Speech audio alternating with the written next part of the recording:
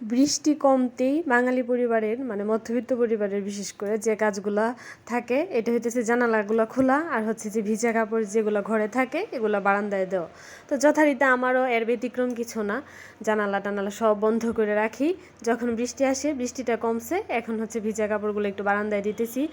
আর কত যে কাপড় জমছে এগুলো যে ধুয়ে দিব সাহসী করতে পারতেছি না, ধুয়ে কই নাড়বো আর কই দিব, অনেকগুলো কাপড় জমছে। এর জন্য আমার বৃষ্টি একদম ভাল লাগে না, একদম না। বিশেষ করে ভিজা কাপড় যে ঘরে জমে বা কাপড় ধোয়া যায় না, এর জন্য বৃষ্টি আমার ভালো না লাগার অন্যতম কারণ। যাই হোক, তো বৃষ্টিটা একটু কমছে, জানালাগুলো খুললাম, ভিজা কাপড় ছিল কয়টা ওইগুলো বারান্দায় নাড়লাম। তো আজকে একটু শ্যাম্পু করবো, এর জন্য হচ্ছে যে মাথায় তেল দিতেছি। আর হচ্ছে যে চুলের খুব বাজে অবস্থা। আর আমি তেল দেওয়ার সময় আগে তালুতে তেল দিয়ে আনি।